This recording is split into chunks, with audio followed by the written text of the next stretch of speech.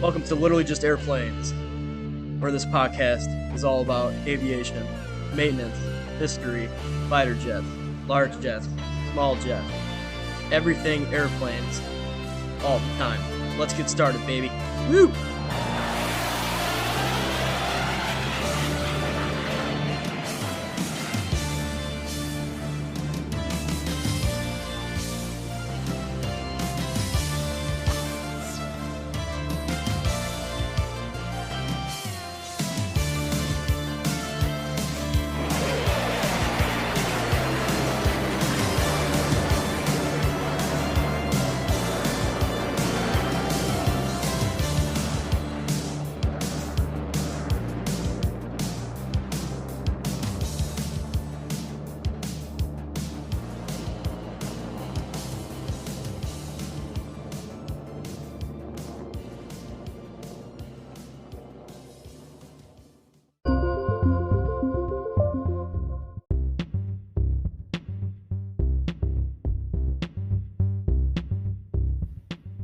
Hey everyone, and welcome to Literally Just Airplanes. We're finally going on to the next step of our series into the French side of things.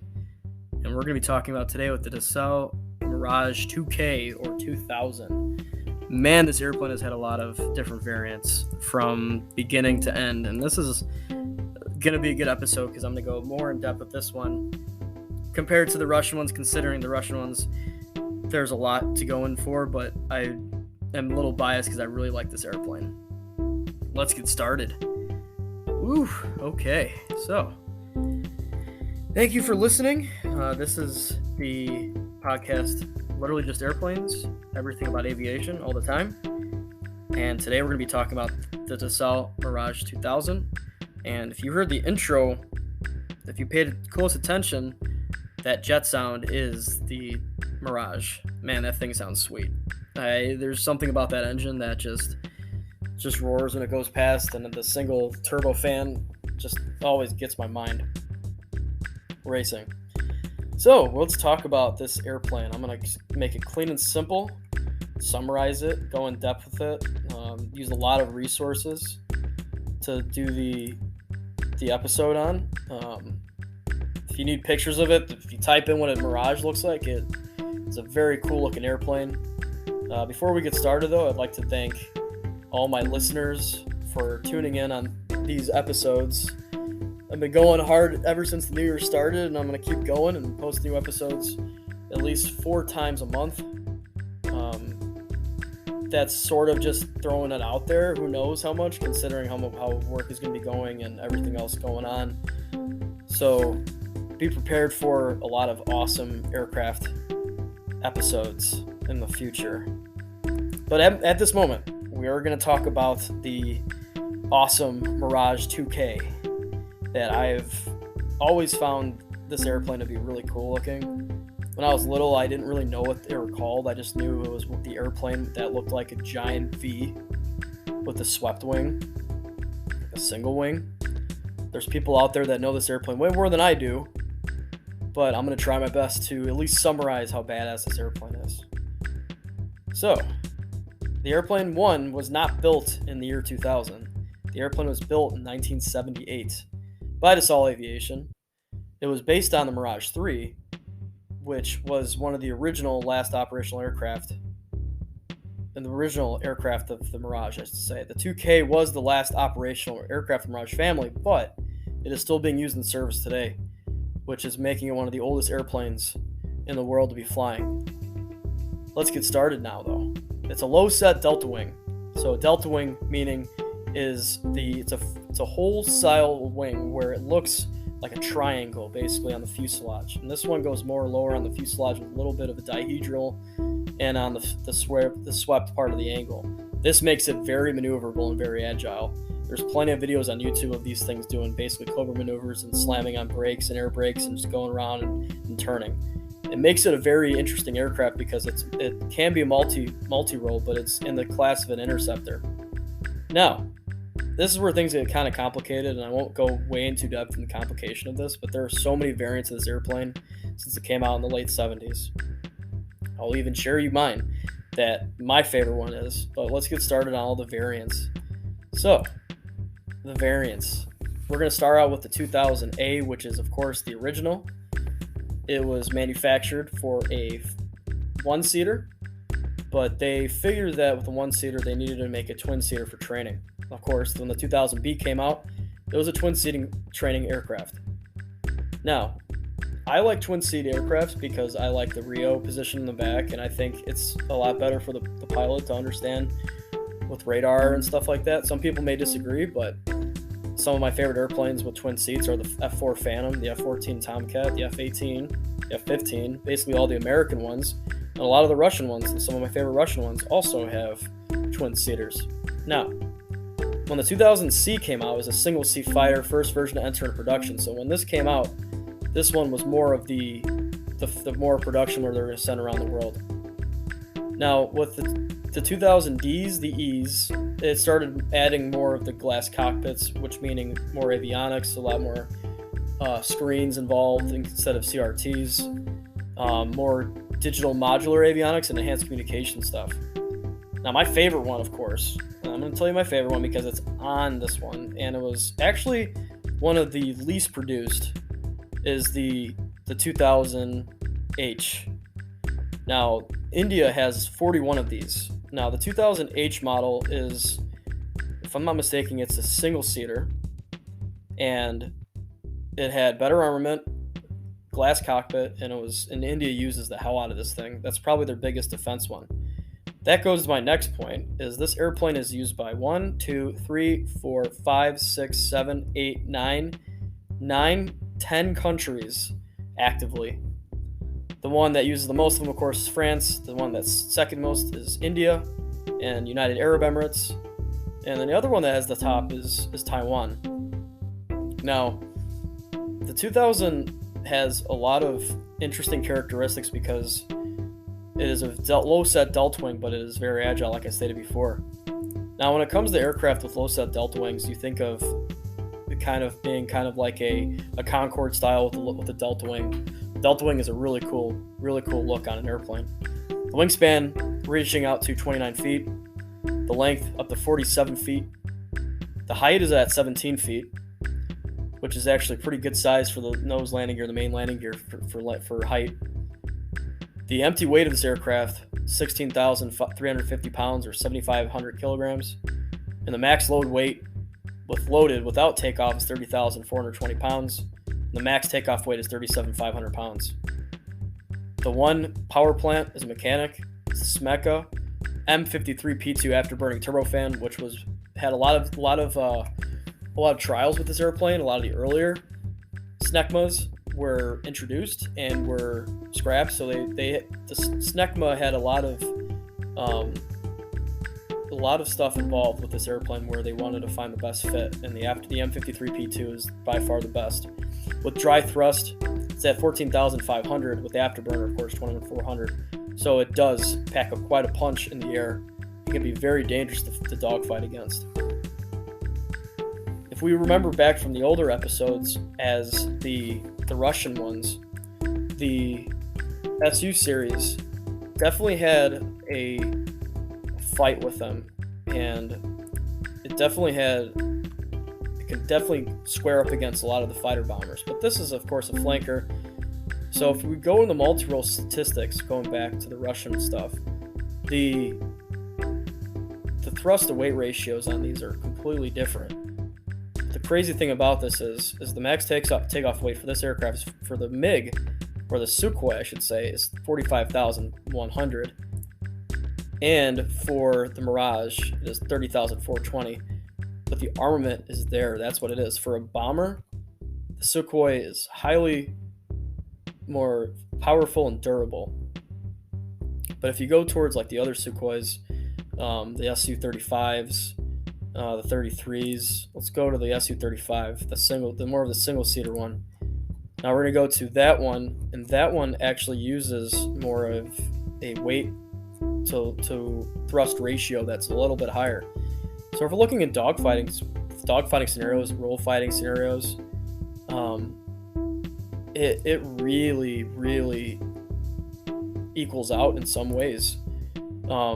the empty weight on this one, or the max takeoff, is 34,500, and that could be with any type of weaponry. So you're looking at 37,500 and 34. So now I'm doing this comparing thing to see in ratio which aircraft is mechanically better from a pilot standpoint. The maintenance standpoint can go in more in depth to see with the avionics and the structure of the airplane. Now, with this Su-35s, they use more modernized radars, the MAKS radar. But if we look at top speed, the Sukhoi Series 35 has a top speed of 1,491 miles an hour and Mach 2.25 at altitude. Now, if we look at the other one, especially the Mirage, the speed is close at 1,450 miles per hour. So, we're getting equilibrium there. But what I like about the Mirage the most are the drop tanks. I love drop tanks. I think it's a great addition to airplanes, adding the extra miles with the fuel.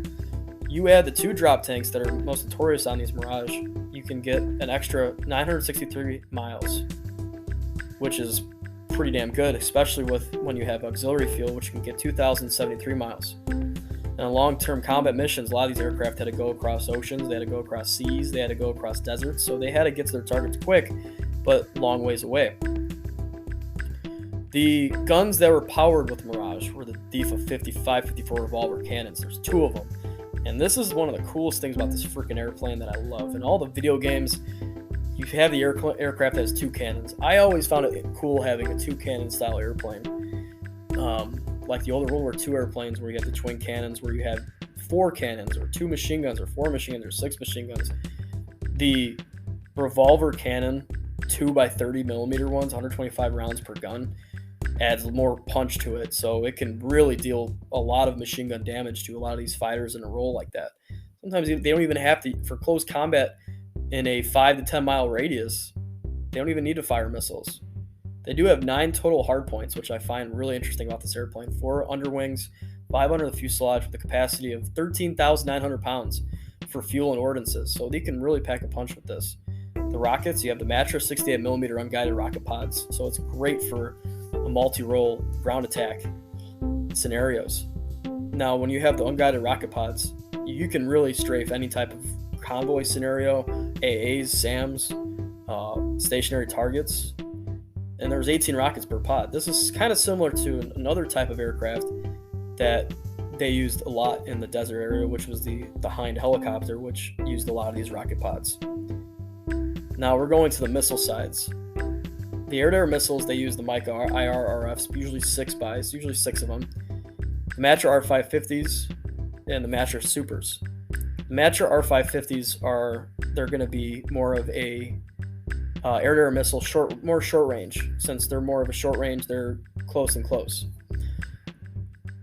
That being said, when you have an airplane that is more of a ground attack airplane, you got to really put into effect of what type of armament is being used there and what it's using in combat. The air-to-surface missiles can use the tactical nuclear cruise missile. The 2000N model was a nuclear missile model that used this type of missile. I always thought that was kind of interesting completely because they had to think about that for the future. It was the last resort warning shot that Aerospatiale, I can't pronounce my shit with French, but that whole medium range air to surface nuclear missile really kicked the shit out of the enemies with that. Since they were on this aircraft, in 96 they finally disbanded them off the Mirage and put them on the Rafales, which was another replacement for the Mirage for the French would use. Now, we're going to go to the side that I like in the avionics. I like glass cockpits. I like being able to download the software and see the software and how it runs on the airplanes. Other than that, but the last thing I forgot, it can hold 9 bombs on there. So the ordnances on this and the hard points on this aircraft are huge. Definitely beating the shit out of a lot of other airplanes that have large ordnance packages. Now, the avionics, they use a Thompson CSF radar Doppler multi-target radar, mostly used in a lot of the other aircraft, including the Rafale and the Saab Grapens. They are also used as a test pad for the F-16s. Now, the Mirage was actually coming to service to have basically a compromisation fight with politics fighting the F-16 when it came into service. When General Dynamics opened the F-16, they were fighting in a battle to try to get a contract against the Mirage. I like both of the airplanes. They both are extremely different in way of flying and way of ordinances. They both are really good interceptors or multi-role aircraft, but they're used in different scenarios around the world. If you put them in a dogfight together, it doesn't matter what the airplane holds. It matters what the pilot flying it. That being said, there's so much involved with this airplane that you can really compare to other ones. That being said, let's look at a comparing to the Lockheed F-16. So, the F-16, when it came into service, it needed to be able to, find an airplane contractor that can use it a lot. Of course, the Americans, we used it a lot, but let's see and a lot of other countries used it a lot too. Now, when General Dynamics designed it, they merged with Lockheed. Instead of going the history of this, we're going to look at the comparisons in the specifications area. There can be a lot. Now, the crew one, of course, all the height stuff you can really compare. Now we're going to go towards the maximum speed, which is way faster at 2.05. If I'm not mistaken. No, actually, the Mirage is faster at 2.2. So the Mirage has checked that off. Mirage has higher speed. Now, combat range. Mirage has a higher combat range. Surface ceiling, 58,000 feet for the Falcon. That's very high. Surface ceiling for the Mirage, 59,000. I'm not going to count that as I'm going to count that as a tie, considering 58 to 59,000 is still in the same vicinity. Now we're going to go to armament. The guns. That Vulcan gun is very hard to go up against. I'm the biased thing. I like the twin cannons more, but Vulcan is one of its own. So I'll give that to the F-16. Now the hard points. Of course, the Mirage beats it in hard points, considering it can really store a lot more. But 2 by wingtip air-to-air missile launch rails, 6 by underwing, 3 by under fuselage pylon. So there's sections. This thing can hold 17,000 pounds compared to the Mirage, which can hold only 13.9. So it doesn't matter how many hard points you have. It matters how you can use them, and the 16 beats that. Uses Hydra missiles or Hydra rockets, CRV 70mm rockets, Azuni 127mm rockets. And this is where the F-16 destroys the Mirage in competition. Missiles. 6, 6, 6, 6. So you're looking at 30 possibilities of armaments for air-to-air missiles on the 16. 48 possible armament numbers of the air-to-surface missiles, and 8 anti-ship missile types that can mount on the F-16. Bombs. Numbers way too high to count, and it can hold a lot. This is why the F-16 was thrown into the contest of beating the competition. The Mirage was more used in the Eastern nations because they can afford it. They can use it for plenty of tasks. Now, when you look at the Mirage and you hear the Mirage and you see it, for its time, it was a badass airplane. Still is a badass airplane. They're still used all over the world. Now, Brazil uses a lot more of their trainers, and they still use it. So it's, like I said, it is everywhere. It doesn't stay in the same class as the F-16, which it should because it's a multi-role. But when you think of the multi-role family in the Mirage, you see the older Mirage and you see the 2K, it's really hard to determine which one looks better. The 2K is badass. I don't even see where it can compare with, considering it's compared with the Gripen, it's compared with the F-16 and the Rafale. The Rafale basically beat it out, but there's just something about the way this airplane looks and sounds. There's plenty of videos on YouTube of what this thing sounds, and it's badass. Now, Dassault is now marketing the Mirage 2K5 MK2, which sounds badass considering they are really trying to make this airplane stay in service for a long time, which I find it awesome. Considering this airplane has been seen in all types of, combat scenarios, and the French used it to be a all-around multi-role. I have a huge bias towards multi-role aircraft because they can really do anything, and the Mirage does that. That being said, you can play as many video games and watch all these videos and actually see these airplanes being flown, and everyone will have their favorites, and you can read all the internet stuff and the fandom stuff and see what everyone likes. Got to really go into depth with, what your favorite airplane is. I can't say what my favorite airplane is, but the 2000 is on that list because of what it has done in this world since 1978. Other than that, guys, thank you for tuning in. It has been a fantastic day of talking about airplanes with everyone, doing the intro video and stuff. The Russian stuff is fun too. I will end this series with one of my favorite American airplanes. No, it is not the F-16. I'm not even going to go to my favorite one, which is the F-22 Raptor, even though I love talking about that airplane. But even though that is technically a multi-role airplane, I'm going to go bring in an airplane that not that many people know about. Or when the people do know about, they don't really mention it as much as the other airplanes. Thank you so much, guys, for tuning in. I would like to say a special thanks out to my followers and my listeners. There's a great guy that does structures that I follow with LinkedIn, Mr. Steven Trumper. If you have any airplane issues or structure issues, go on his website. He's got plenty of add-ons through that you can get contact with him. He's got some great stories. Follow him on LinkedIn.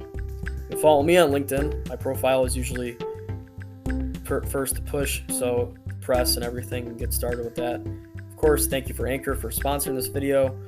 Thank you for Spotify for sponsoring this video. And as always, thank you very much for listening.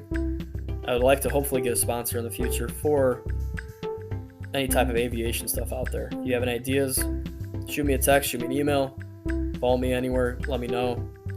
And if you know a little bit know about myself, of course, I'm an AMT.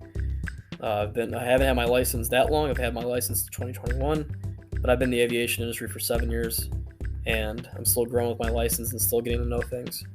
Thank you very much, everyone, and have a fantastic evening, and enjoy the rest of your week.